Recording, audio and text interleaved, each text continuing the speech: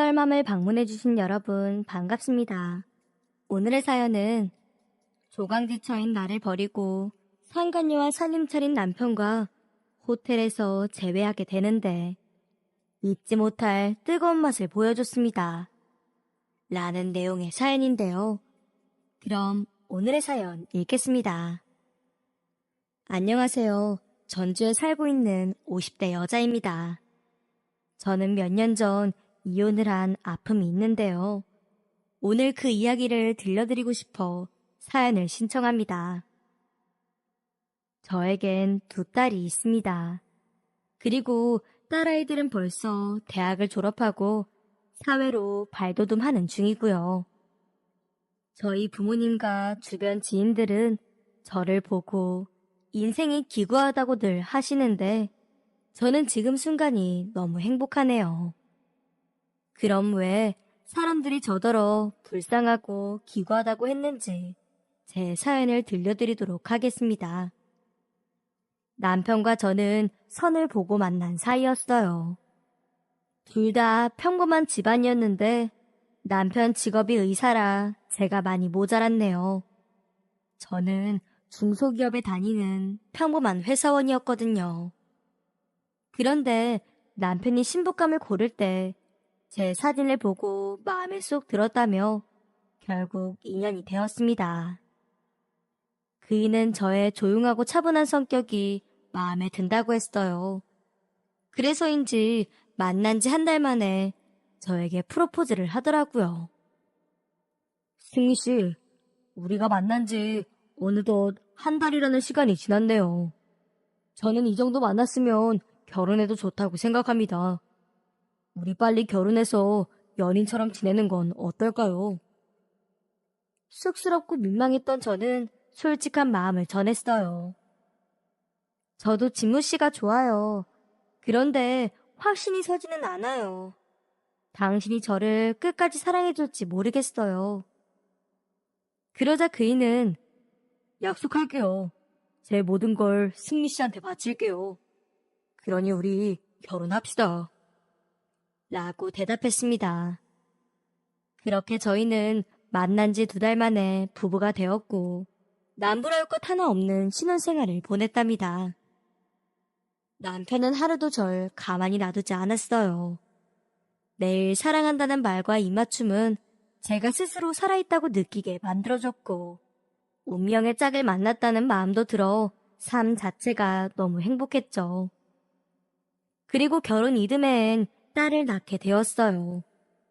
그 순간은 정말이지 어떤 말로도 형용할 수 없을 만큼 행복했답니다. 다음에 둘째 딸을 낳았을 때도 마찬가지였고요. 제 남편은 엄청난 딸바보였습니다. 저녁 시간에 두 딸을 재우고 나면 안방으로 돌아와야 할 남편은 딸들과 함께 잠들곤 했어요. 저에 대한 사랑이 모두 딸들에게 넘어간 것 같아 조금 서운하긴 했지만 자기 자식을 사랑하는 남편이 멋지게 보였답니다. 그렇게 시간은 흐르고 아이들이 중학교에 들어가게 되었을 때였습니다. 그런데 시간이 흐른 만큼 사람 마음도 변하더라고요. 남편이 저를 평생 보듬어주고 사랑해줄 거라 믿었었는데 그런 일은 일어나지 않았어요. 시간이 흐를수록 남편과의 부부관계는 썩 좋지 않았습니다. 솔직히 말하자면 제가 유혹을 해도 남편은 등을 돌리고 짜증을 내며 잠을 잤어요. 그렇게 몇 년을 지내고 나니 저도 더는 남편과의 잠자리를 원하지 않게 되었고 우리는 5년을 넘게 등을 돌리고 자는 부부 사이가 되었습니다. 게다가 딸바보였던 남편은 어느새 무뚝뚝한 아빠가 되어 있었어요. 딸들에게 사소한 것까지 신경 쓰던 남편이 언제부터인진 모르겠지만 딸들에게 관심을 가지지 않았답니다. 마음이 변한 남편을 두고 보자니 제 마음은 너무 답답했습니다. 그래서 저는 친한 친구들에게 고민을 털어놓았어요. 그런데 친구들은 뭐가 문제냐고 대답을 하더라고요. 처음에나 불같은 사랑을 하는 거지. 시간이 지나면 남보다 못한 게 부부 사이라며 변화를 주는 것보다 그냥 조용히 서로를 괴롭히지 않고 사는 게 최선이라고 말하더군요. 자식 또한 어릴 때나 예뻐하지 숙녀가 다 됐는데 관심이 멀어지는 건 어떤 아빠라도 마찬가지라고 했고요. 그래서 저는 친구들의 말처럼 세상 사람들 대부분 이러고 사니 무슨 걱정일까 싶었죠.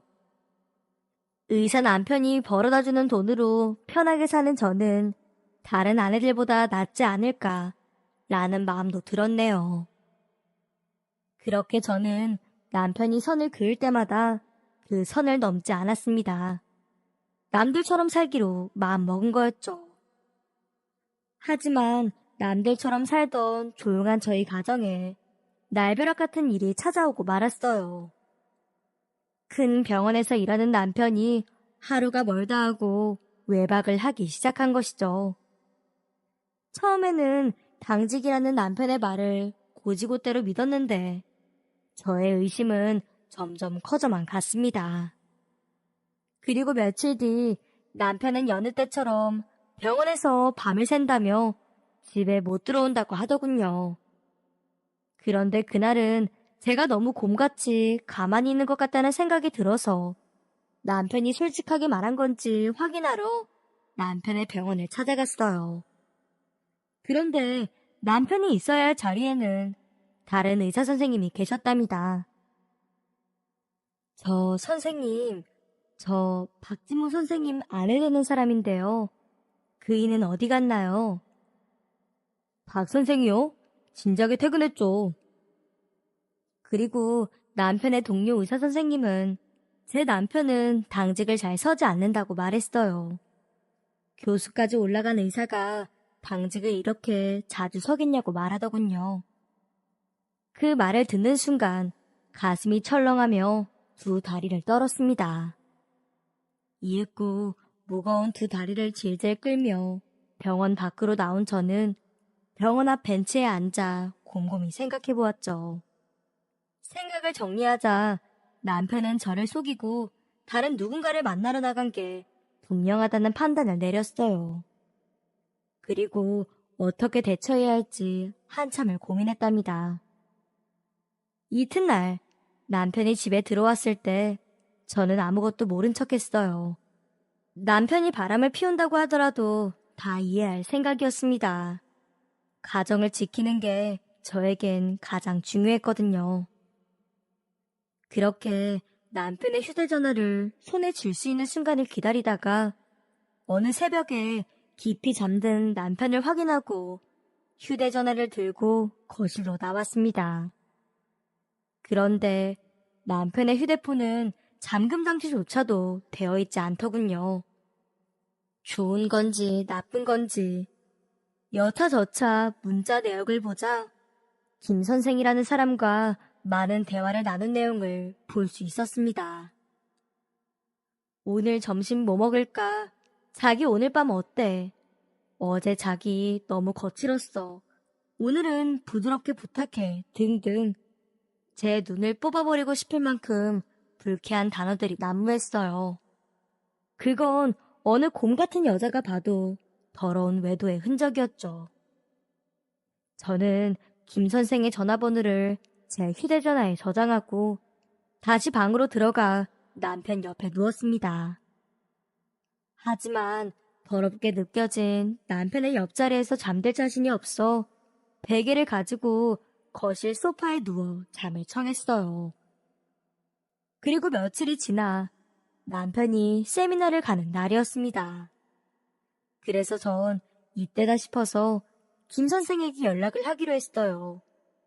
그런데 너무 떨려서 전화를 걸기 힘들더라고요.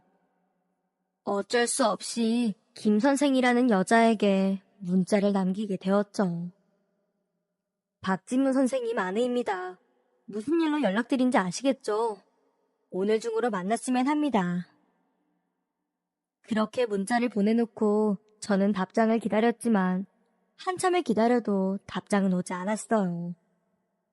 혹시 남편에게 연락해서 고자질 하는 게 아닐지 걱정이 되었지만 몇 시간 뒤에 다행히 답장이 왔습니다. 아, 네. 제가 수술을 하고 나와서 이제야 문자를 확인했습니다. 먼저 연락을 다 주시고 고맙네요. 오늘 저녁에 만나도록 하죠. 시간과 장소는 제가 정해서 알려드리겠습니다. 저는 상간녀의 당당한 태도에 열불이 났어요. 하지만 이성을 찾으려고 애를 썼습니다. 복잡하게 생각하지 않았습니다. 남편이 바람을 피운 건 이미 벌어진 일이었고 오늘은 상간녀를 만나 남편과 헤어지도록 하게 하면 끝날 일이었죠. 몇 시간 뒤 남편이 일하는 병원 근처 카페에 들어선 저는 상간녀가 누군지 한눈에 알아볼 수 있었어요. 가장 예쁜 여자를 찾으면 될 일이었으니까요. 김 선생님. 아, 네. 사모님이시군요. 앉으세요. 커피는 제가 미리 주문해 놓았어요. 아메리카노 괜찮으시죠? 침착하다 못해 친근하게 대하는 상간녀의 태도에 속에서 불같은 화가 끓어올랐습니다. 하지만 교양스럽게 이기고 싶은 마음에 저 또한 다정하게 말했어요. 생각한 것보다 나이가 좀 있으시네요. 젊은 여자를 만나는 게 아닌가 싶었는데 말이죠. 맞아요. 저와 박 선배는 학교 선후배 사이였어요. 그리고 몇 년 전에 여기 병원에서 다시 만나게 되었죠. 그렇게 선배와 저는 사랑하게 되었고요. 우리는 사모님이 생각하는 것보다 그 이상으로 깊은 사이예요. 저는 상간녀의 말에 무슨 말로 대답할지 생각하다가 그럴 리가. 당신은 그냥 잠시 즐기는 사이예요. 제 남편이 그러던데요. 잠자리가 재밌어서 실수한 거라고. 라고 거짓말을 했습니다. 그러나 상간녀는 눈 하나 깜짝하지 않고 선배가 그렇게 말하지 않았다는 건 사모님도 알고 저도 알죠. 거짓말하지 마세요, 사모님. 이라고 승리의 미소를 짓더군요. 저는 너무 화가 나 목소리가 떨렸어요. 그럼 도대체 무슨 사이인데요? 당신하고 제 남편이요. 곧 선배가 이야기할 거예요. 사모님과 이혼하겠다고 말이죠. 20년 전 선배와 저는 죽고 못 살 만큼 사랑했던 사이예요. 물론 헤어지긴 했지만 세월이 흘러 다시 만나니 서로에 대한 사랑이 다시 피어오른 거죠. 우리는 절대 헤어질 수 없는 사랑이에요. 그러니까 사모님은 이혼 서류에 도장만 찍으시면 됩니다. 어차피 선배는 사모님 거들떠보지도 않잖아요. 뭐하러 그렇게 사시려고 해요? 사모님도 다시 시작하시기에 늦지 않은 나이세요. 충분히 다른 사람 만날 수 있을 것 같아요. 또 알아요? 저와 선배처럼 운명의 상대를 만나게 될지. 제 말 이해하셨죠? 상간녀의 말이 끝나자 제 온몸은 사시나무처럼 떨렸어요. 제 앞에서 남편과 사랑하는 사이라며 제가 걸림돌이라는 말을 듣는데 미칠 것만 같았죠. 그동안 남편을 위해 헌신하고 사랑한 세월을 생각하며 이를 악물었지만 도저히 참을 수가 없겠더군요. 그래서 저는 마시고 있던 커피를 들고 상간녀의 얼굴에 뿌렸어요. 그러자 그 여자는 기다렸다는 듯이 물티슈를 꺼내서 얼굴을 닦는 겁니다. 그러면서 제게 말했어요. 그러니까 남편 관리 좀 잘하지 그러셨어요. 이 정도면 됐죠? 그럼 저 먼저 일어날게요. 저는 돌아서서 나가는 상간녀를 멀뚱히 보고만 있었어요. 마음 같아선 따라 나가서 머리채를 휘어잡고 싶었는데 몸이 움직이지 않았습니다. 그리고 이튿날 남편이 세미나에서 돌아왔고 아이들이 잠들 때까지 기다렸다가 말을 걸었어요. 여보, 우리 이야기 좀 해. 피곤해. 내일 하면 안 될까? 김 선생 이야기야. 남편은 제 입에서 김 선생의 이름이 나오자마자 침대에서 벌떡 일어나 저를 빤히 쳐다보는데 얼굴이 하얗게 질려 있더라고요. 당신 그 여자랑 바람 피운 건 알고 있어. 그리고 어제 만나서 얘기도 나누었어. 그래? 무슨 얘기했어? 당신이 나랑 이혼하고 그 여자한테 간다고 하던데 사실이야? 당황한 남편은 아무런 대답을 하지 못했어요. 뭐야? 잘못했다고 싹싹 빌어야 하는 거 아니야? 정말 그 여자랑 사살림이라도 차리겠다는 거야? 5분 정도 시간이 지나자 꿀 먹은 벙어리처럼 멀뚱히 앉아있던 남편은 입을 떼더군요. 야, 우리 솔직해지자. 당신이랑 나 애들 때문에 같이 사는 거잖아. 우리가 애들 낳고 제대로 관계를 한 적이나 있냐? 우리 사랑이 식은 건 오래전이잖아. 그러니까 이참에 각자 갈 길 가자. 그건 당신이 나를 피한 거잖아. 나는 당신에게 잘 보이려고 노력했다고. 난 당신을 사랑하고 있단 말이야. 당신 나한테 프로포즈한 날 기억 안 나? 모든 걸 바쳐서 사랑하겠다며. 왜 그 약속 지키지 않는 거야? 난 그 순간을 아직도 또렷이 기억한단 말이야. 그런데 이게 뭐야? 당신은 날 처참히 짓밟았어. 정말 가슴이 아파 미치겠다고. 남편에게 언성을 높인 저는 다시 이성을 찾아 말을 이었습니다. 지금 당신이 그 여자한테 빠져서 모르겠지만 난 변한 적 없어. 여전히 당신을 사랑한다고. 내가 당신을 이해하겠다잖아. 제발 정신 좀 차려. 그러자 남편은 날카롭게 눈을 뜨고 저를 위아래로 훑어보며 말했습니다. 야, 거울 좀 봐라. 누가 너랑 침대에 눕고 싶겠냐? 지금껏 잘난 남편 덕분에 이 정도 먹고 살았으면 만족해야지. 그러니까 이제 그만 각자 갈 길 가자. 그동안 참아왔는데 당신이랑 한 침대에서 자는 거 역겨워. 그리고 사랑? 당신은 아직도 옛날 기억에 갇혀 사는 거야. 사람은 누구나 변해. 그게 자연의 섭리라고. 당신은 나 안 미워? 정 떨어지지 않냐고. 거머리처럼 달라붙지 말고 이제 그만 떨어져 주라. 뭐? 거머리? 내가 당신한테 그런 존재였구나. 그동안 어떻게 참았어? 내가 그렇게 역겨웠으면 진작 말을 하지. 그럼 더 빨리 자유로웠을 거 아니야. 나라고 그러기 싫었겠냐? 애들 때문에 억지로 참은 거지.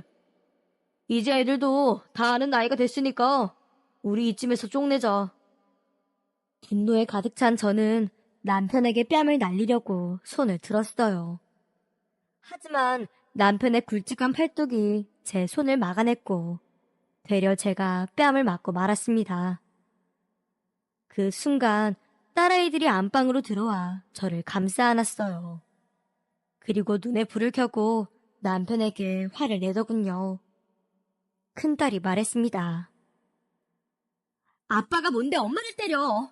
바람 피우는 것도 모자라. 이게 뭐 하는 짓이냐고. 정말 불결해. 그러자 남편은 어디서 눈을 부라려? 니들이 먹고 자고 입고 쓰는 돈이 누가 주는 건지 알고 가보는 거야? 도대체 애들 골고루 어떻게 했길래 애들이 이 모양이야? 재수 없으려니까.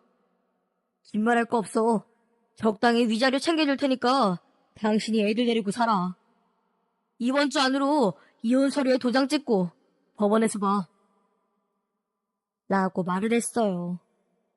딸들은 남편과 이혼하고 셋이 새 출발하자고 했고 저도 더는 다른 여자에 미쳐있는 남자와 한 집에서 살고 싶은 마음이 없었습니다.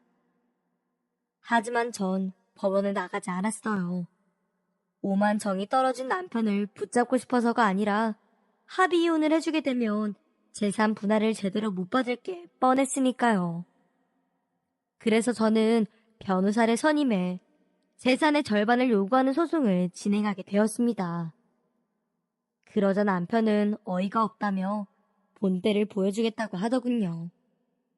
그러면서 그이는 우리나라 최고 로펌의 변호사를 선임했어요. 법정 다툼이 있었지만 비싼 변호사는 확실히 다르더군요. 외도의 증거를 수집하지 못한 제 탓에 남편이 결국 승소하고 말았답니다. 결국 저는 작은 아파트와 소액의 위자료만을 받는 걸로 판결이 났어요. 그냥 남편이 준다는 위자료를 받고 끝낼 걸 하는 후회가 들었습니다. 저는 괜찮았지만 넓은 집에서 살다가 좁은 아파트로 이사하게 되어서 아이들에게 너무 미안했어요. 그래도 착하게 자라준 아이들은 되려 저를 위로했네요. 하지만 남편에게 받은 적은 위자료로는 아이들과 생활하기에 턱없이 부족했습니다. 아이들이 스스로 알바를 해나가겠다며 저를 안심시켰지만 저는 아직 학업 중에 있는 아이들에게 알바를 시키고 싶지 않았네요. 그렇게 남편의 그늘에서 벗어난 저는 직장을 구하게 되었어요. 하지만 경력 단절 주부라 이력서를 넣어도 오라는 곳은 거의 없었습니다. 그래서 몸이 고되더라도 보수가 좋은 곳을 찾아냈죠. 그리하여 호텔 청소부로 취직하게 되었네요. 면접관은 별다른 질문을 하지 않고 일을 할 수 있냐고만 물었어요. 저야 당연히 시켜만 주면 열심히 하겠다고 대답했고요. 호텔 청소일은 보수도 좋았고 일하는 시간도 마음에 들어 바로 일을 시작했어요. 그렇게 막상 아이들과 새로운 삶을 살아보니 꽤 재밌고 행복했습니다. 일을 하고 인정을 받고 월급을 받으니 제가 더 나은 사람이 된 것 같은 기분도 들었고요. 그렇게 평화롭게 1년이라는 시간을 열심히 살아갔어요. 이렇게 살다 보면 또 다른 기회가 찾아올지도 모른다는 착각을 하기도 했습니다. 그리고 그 착각은 현실이 되어 제 앞에 나타나게 되었네요. 그날은 어느 평일 오후의 시간이었어요. 저는 여느 날처럼 호텔방을 돌아다니며 청소를 하고 퇴근하려는데 누군가 제 손목을 잡는 거예요. 뒤를 돌아 그 사람의 얼굴을 본 순간 저는 온몸에 소름이 돋았습니다. 그 사람은 바로 조강지처인 나를 버리고 떠났던 전 남편이었거든요.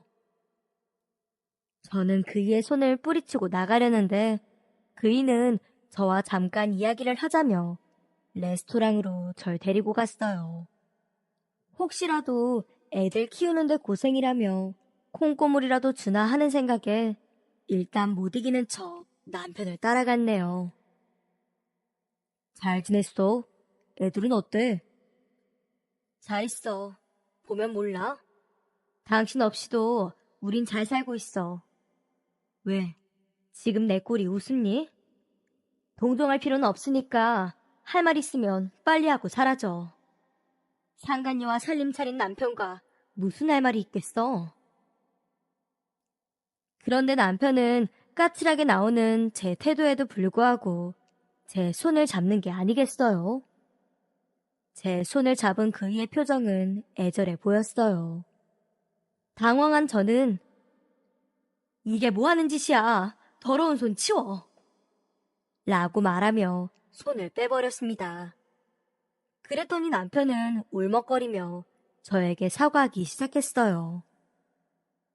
여보, 정말 미안해. 내가 생각이 짧았어. 어쩌다가 한눈을 팔아서 이렇게 되고 말았지. 그 여자랑 살아보니까 당신이 얼마나 착하고 좋은 사람인지 알겠더라고. 김 선생이랑 사는 거 죽을 지경이야. 이기적인 태도에 매달 요구하는 터무니없는 생활비에 집안일은 나 몰라라 하고 결정적으로 그 여자는 나를 존중하지 않아. 자존심 상한 날이 하루 이틀이 아니었다니까. 진작부터 정이 떨어졌는데 이러지도 못하고 저러지도 못하고 있어. 그런데 오늘 당신을 보니까 어떻게 해야 할지 알 것 같아. 여보, 그동안 나 당신 생각 많이 했어. 찾아갈 용기가 없어서 못 갔지만 나 매일같이 당신을 그리워했어. 여보, 정말 미안해. 나 다시 받아주면 안 될까? 나 당신 없이 못 살 것 같아. 제발. 전 남편과 호텔에서 재회하게 되는데 이럴 줄은 꿈에도 몰랐네요. 그이의 말을 들은 저는 어이가 없어서 웃었습니다. 그리고 말했죠. 왜?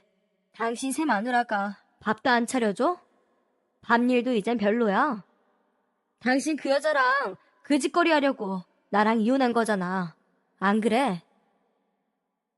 여보, 지난 일은 모두 잊어주면 안 될까? 내가 잘할게. 당신한테 모든 걸 바쳐서 사랑하며 살도록 할게. 그러니 제발 나 좀 받아주라, 응? 저는 전 남편이 용서를 구하는 모습에 머릿속으로 딸 아이들을 떠올렸어요. 그리고 어떤 선택을 해야 할지 마음에 확신이 섰답니다. 그 여자랑은 이혼 얘기라도 했어? 아니, 아직. 그런데 당신만 날 받아준다면 당장 이혼 도장 찍고 올게. 정말이야. 그래, 도장 찍고 와. 나도 당신하고 다시 합치는 거 괜찮은 생각 같아. 아이들을 위해서라도 당신이 돌아온다면 받아줄 의향이 있어. 그러니까 빨리 돌아와. 오래 못 기다려. 정말? 당신도 나랑 같은 마음이었다니. 역시 우린 천생연분이 분명해. 내가 그 불려오는 빠른 시일 내로 떨궈버릴게. 그이의 들뜬 목소리를 듣는데 너무 역겨웠어요. 하지만 저는 꾹 참고 남편에게 다시 말했죠. 당신이 그 여자랑 이혼하고 온다고 해서 무조건 받아주는 건 아니야. 당신 재산의 반을 넘겨줘.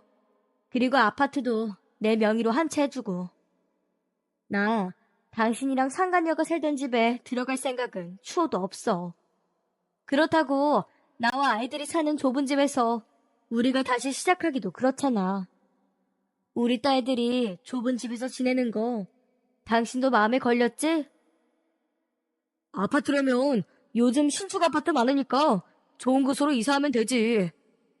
그런데 재산의 절반을 달라고? 우리 다시 합치면 어차피 내 돈이 당신 돈이 되는 건데 그렇게 해야겠어.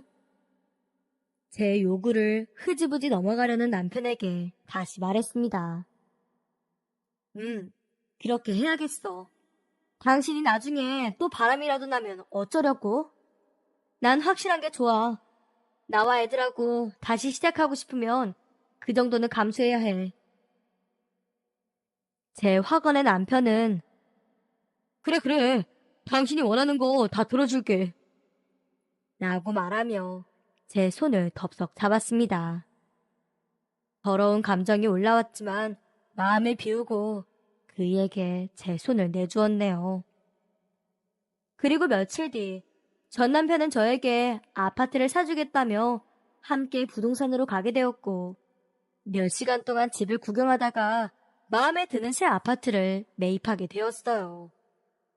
그런데 남편이 재산의 절반은 저와 재결합을 하면 주겠다고 하더라고요.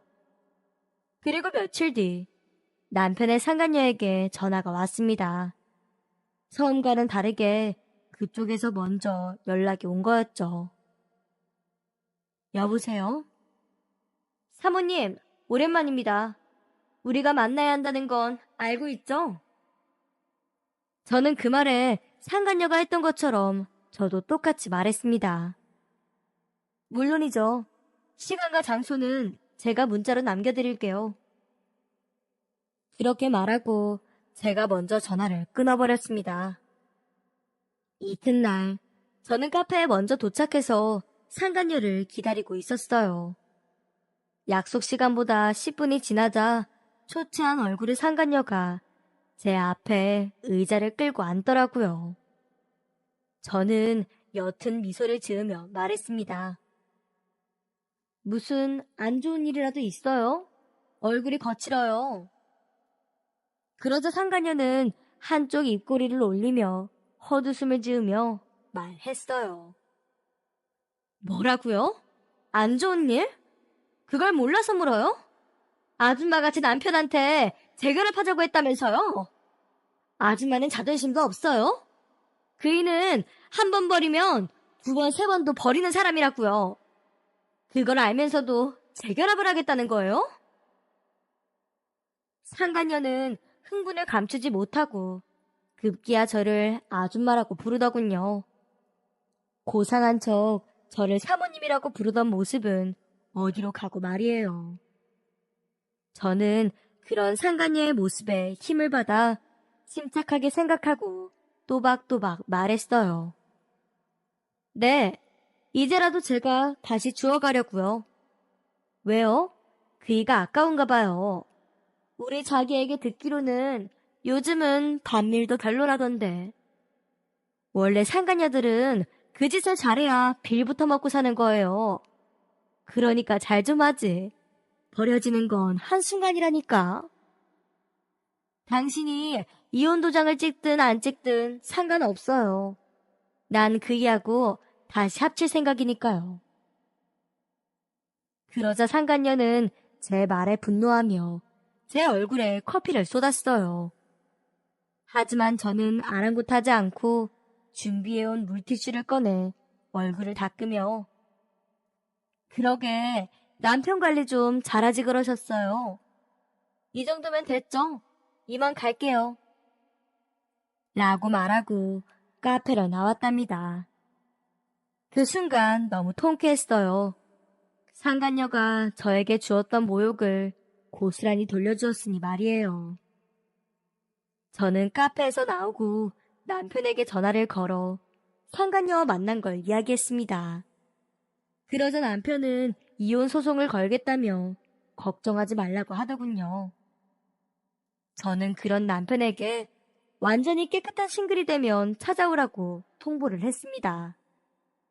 그리고 2달 정도가 지난 후 남편은 상간녀와 깨끗이 갈라섰다고 하더군요. 그리고 전 남편은 바로 저를 찾아왔어요. 우리는 카페에서 만났어요. 그날 남편은 왜 아직도 이사를 하지 않았냐고 물었고 저는 지금 딸아이들의 시험 기간이라 나중에 할 거라고 대답했습니다.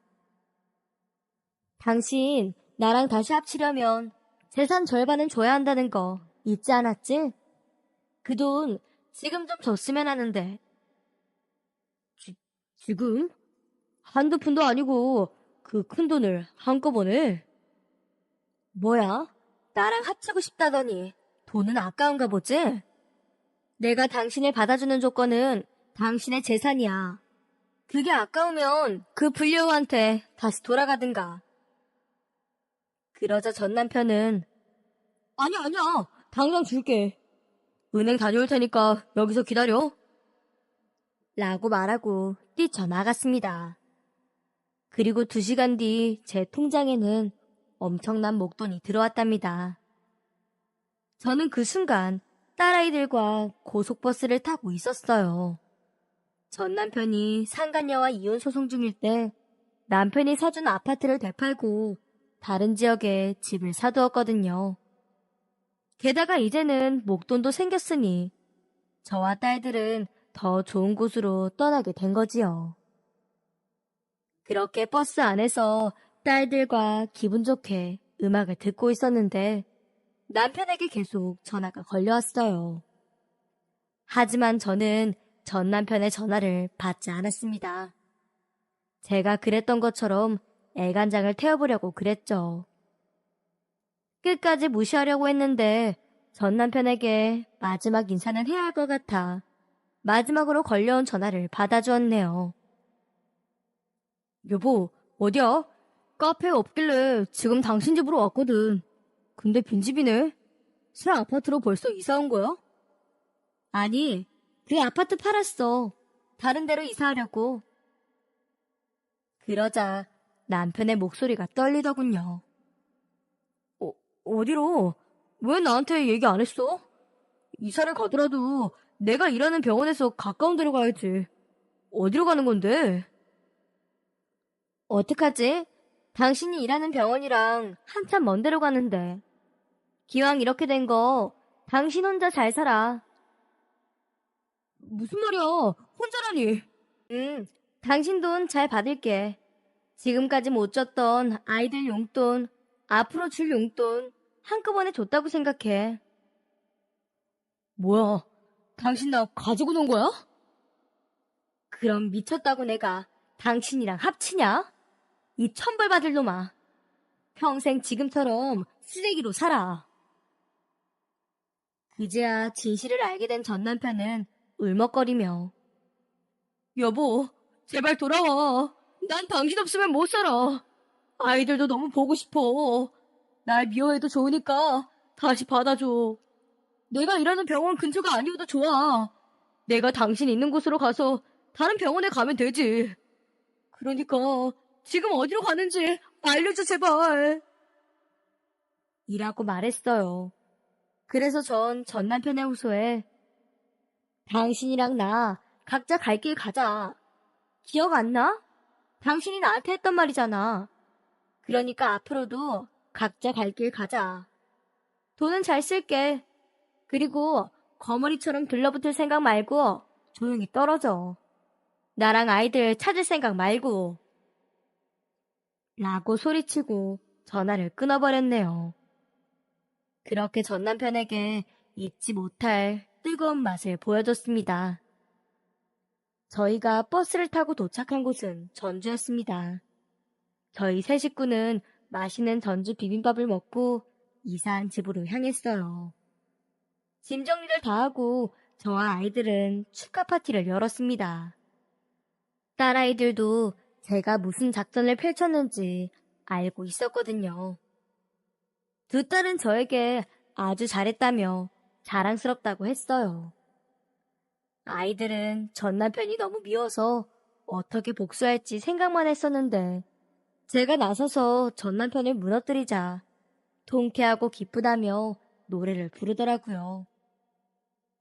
그리고 제가 전주로 이사 온 이유는 여기가 제 고향이기 때문이에요. 친정 부모님도 여기서 살고 계셨거든요. 이튿날 저는 딸들을 데리고 친정집을 찾아갔어요. 그동안 찾아뵙지 못했던 이유를 설명하고 통쾌한 복수까지 들려드렸죠. 부모님은 어떤 결과든지 제가 행복하기만 하면 됐다고 하시더군요. 그리고 전 남편을 더는 미워하지 말라고 하셨어요. 그 이유는 미워할 가치가 없으니 기억에서 완전히 지워버리는 게 제 정신에 이롭다는 거였네요. 그리고 말끝에서는 다른 남자를 만나보라고 부추기셨네요. 옆에서 듣고 있던 딸들도 제가 아직 젊으니 좋은 사람이 생기면 얼마든지 만나라고 말해줬고요. 그렇게 전주로 이사한 저와 딸들은 주말만 되면 친정집을 찾아갔답니다. 그리고 얼마 뒤 부모님과 딸들의 말처럼 저에게도 새로운 사랑이 찾아왔어요. 그 사람도 이혼의 아픔이 있는 사람이었습니다. 저희는 동네에서 자주 마주치다가 인연이 되었답니다. 하지만 저도 그 남자도 결혼은 원하지 않았어요. 예쁘고 아름다운 사랑을 키워가는 연인으로만 지내기로 했답니다. 게다가 저희 딸들과 제 남자친구의 딸이 친해져서 자주 왕래하는 사이가 되었네요. 꼭 결혼을 하지 않더라도 충분히 행복하고 재밌는 날들이 많더라고요. 그리고 얼마 전 남편의 소식을 듣게 되었어요. 저는 알고 싶지 않았는데 남편과 함께 일했던 간호사가 문자를 보냈더라고요. 전 남편은 병원에서 불륜남으로 소문이 자자했는데 병원장이 바뀌면서 인성에 문제 있는 의사들을 모두 잘라냈다네요. 게다가 새로운 병원장이 다른 병원에도 이 사실을 알려서 전 남편이 다른 병원에서 일을 못하도록 매장을 시켰다는 겁니다. 이제 의사짓으로 돈 벌어먹을 방법은 자기 능력으로 개인 병원을 내는 수밖에 없는 거죠. 저는 간호사가 보내준 소식을 읽으며 전 남편이 불쌍하고 안타깝다는 생각이 하나도 되지 않았고 드디어 하늘이 벌을 내리는구나 하며 기쁜 마음이 생겼네요. 물론 저도 잘한 건 없습니다. 이혼이라는 게 쌍방에 문제가 있기 때문에 한다고 하잖아요. 그래서 앞으로는 곰처럼 살지 않고 적당히 여우처럼 살아가려고 합니다. 그 마음으로 지금 남자친구에게도 밀당을 하고 있으니 잘하고 있는 게 맞겠죠. 지금 글을 쓰는 이 순간 저희 세 식구는 행복한 삶을 살고 있네요.